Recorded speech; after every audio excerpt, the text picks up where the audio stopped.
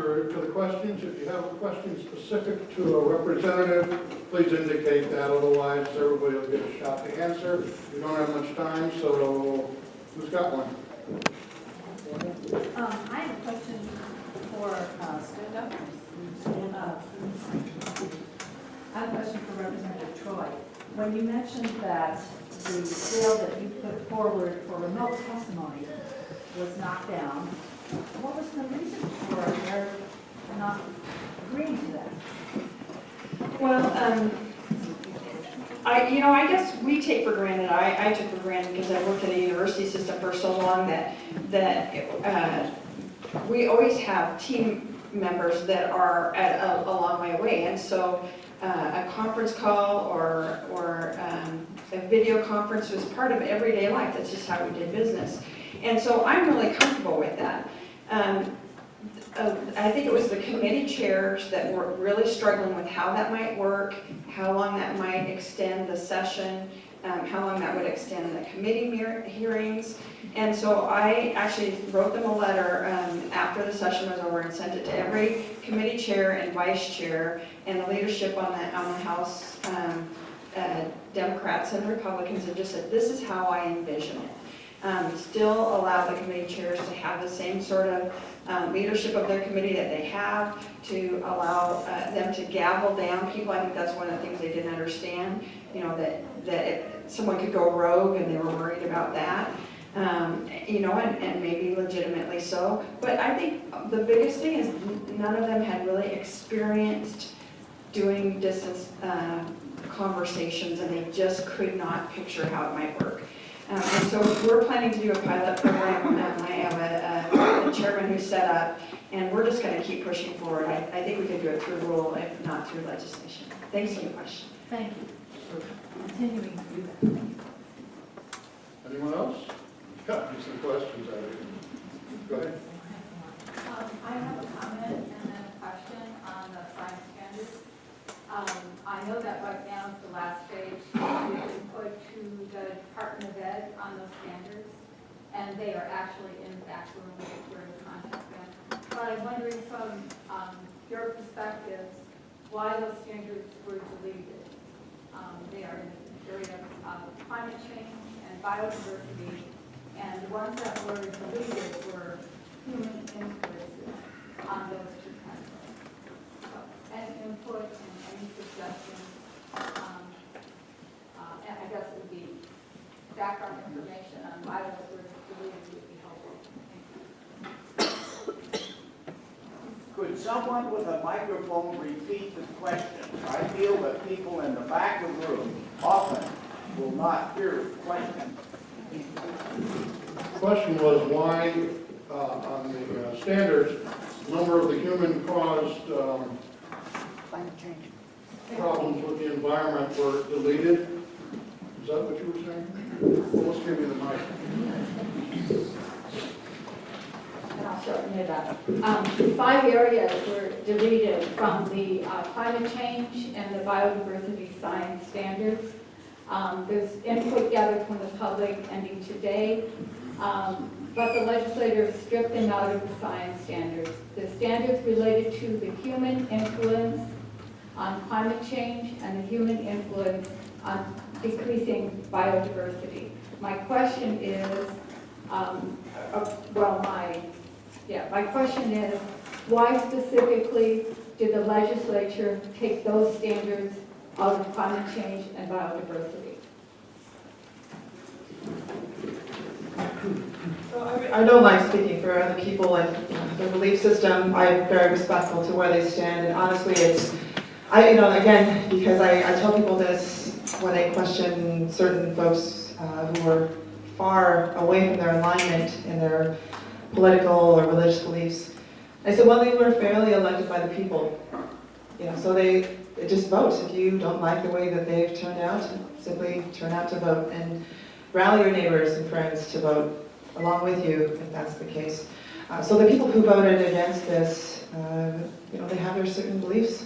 And that's why I go back to the initial statement that I made in terms of the rulemaking process and how we're able to interject our belief system and politics into the negotiating process.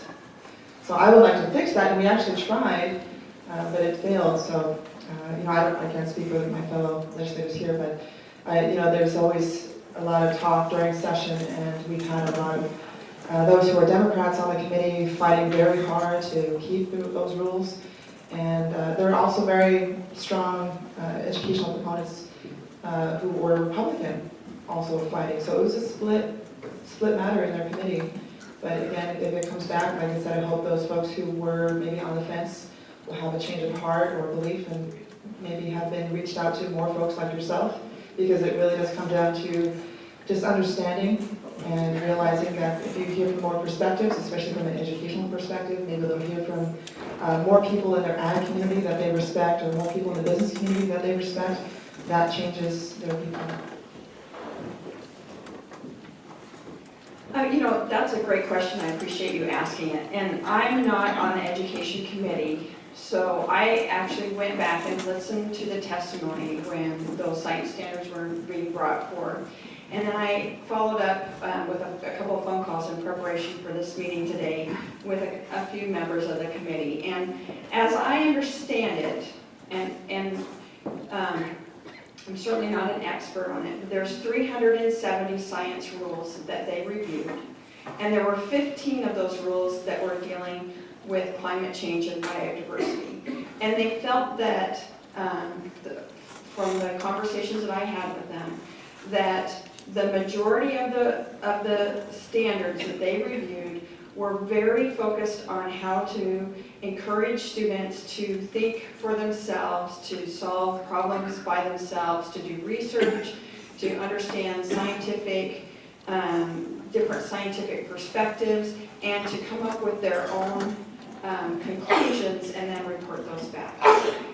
As I understood it from those members of the committee, their concern with those 15 standards and the 5 in particular that they declined to approve, there were only 5 out of the 370, was that they didn't feel that it reflected the value of the other rules, in that they were encouraging students to look at all sides of a scientific issue.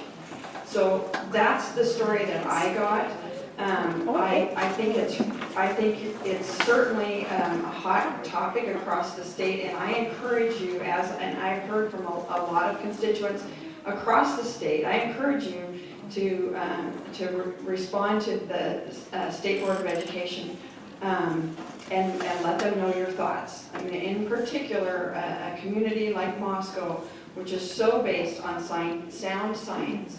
And I, quite frankly, have spent my career raising money for sound science that happens at Land-Grant University. I think it's really important that we make sure that those values are reflected across all the rules.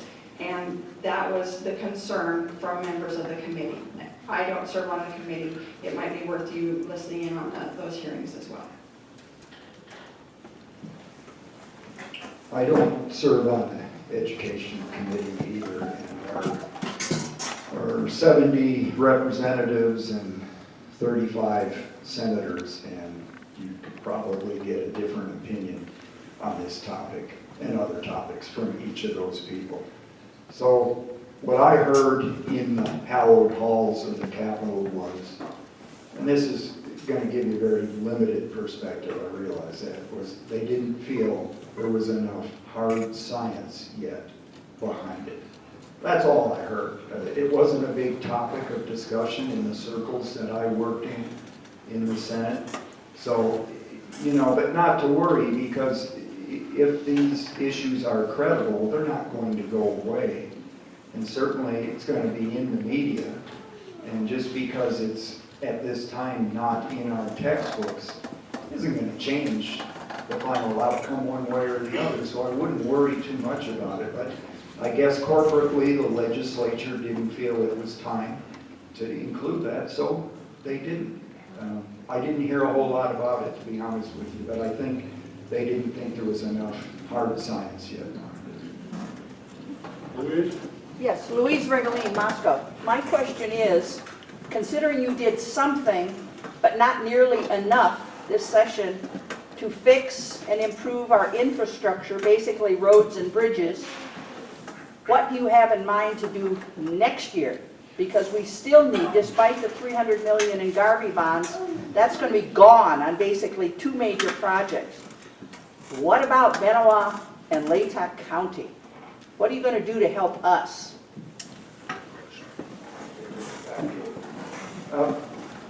You know, that's a question I've been asking too. We did quite a bit this time around in terms of total dollars spent. I don't like the way we got those dollars, as I already talked about. We shouldn't be borrowing to fix our own roads. Not a good idea, because your question hits right at the heart of the matter. What are we going to do next year?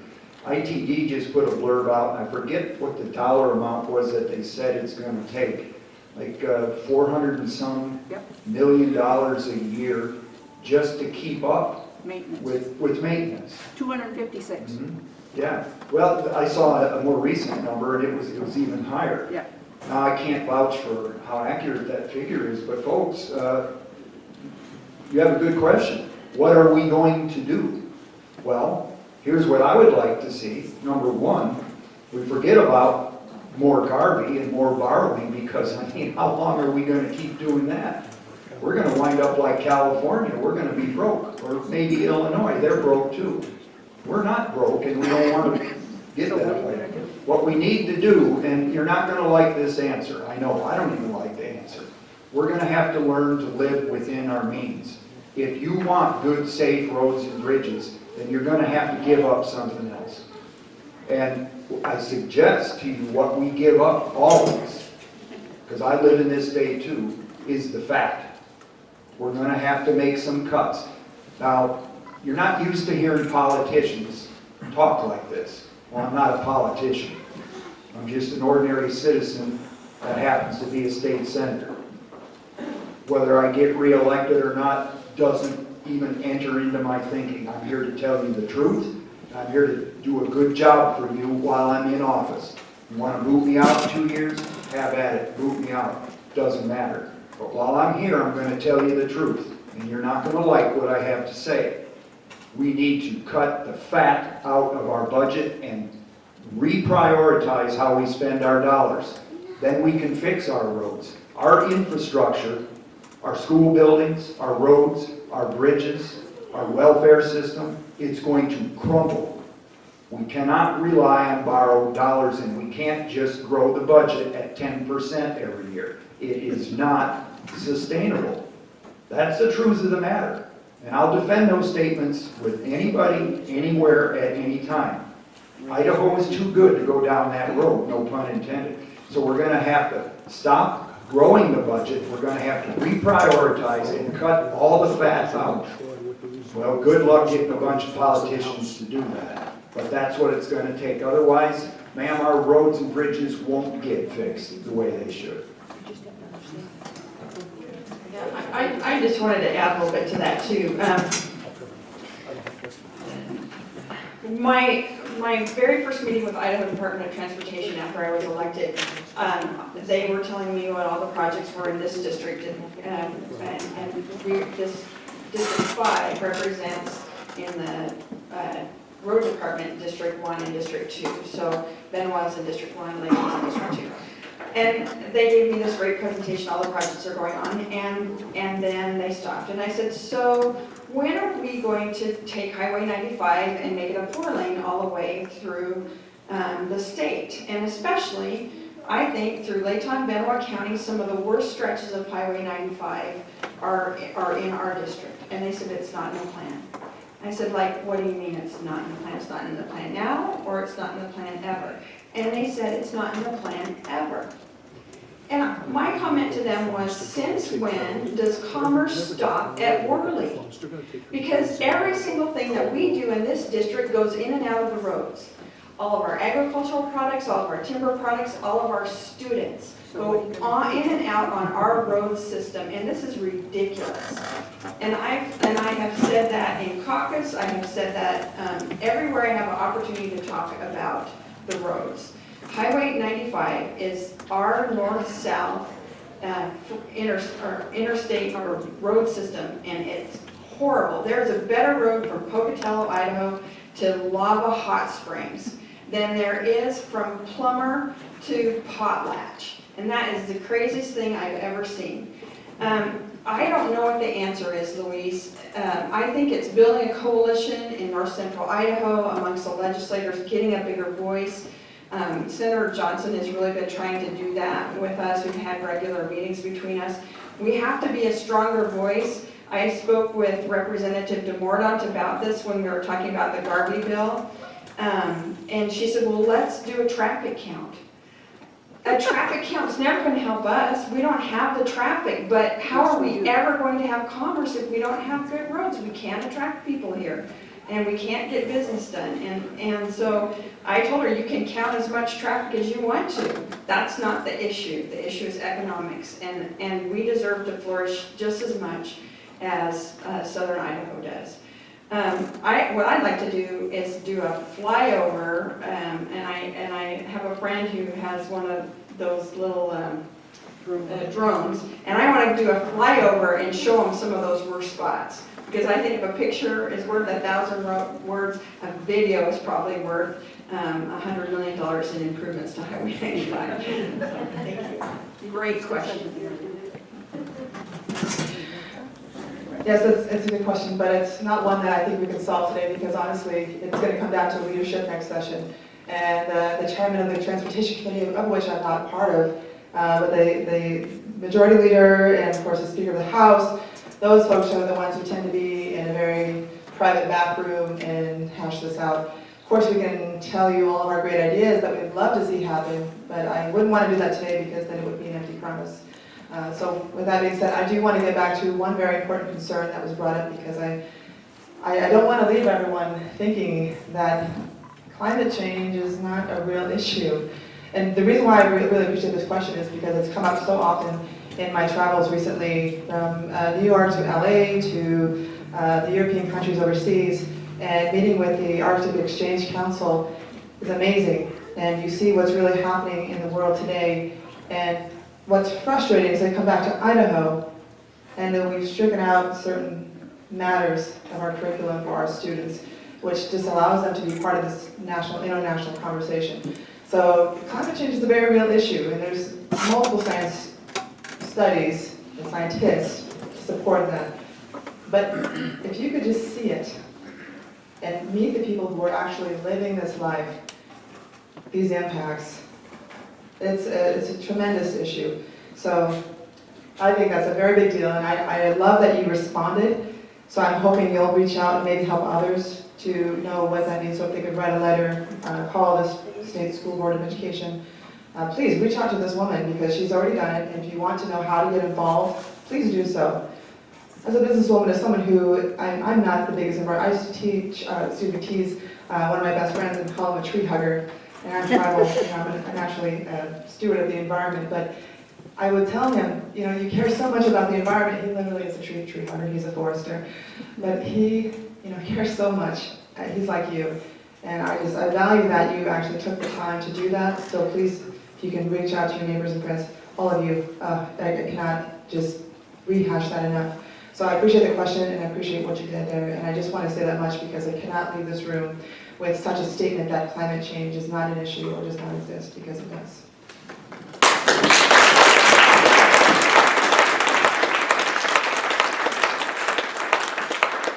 Well, unfortunately, that's the end of the official session.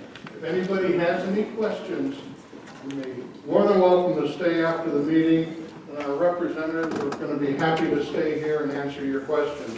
But for those who use this as a lunch hour retreat, you probably have to get going at 1 o'clock. Anyway, we appreciate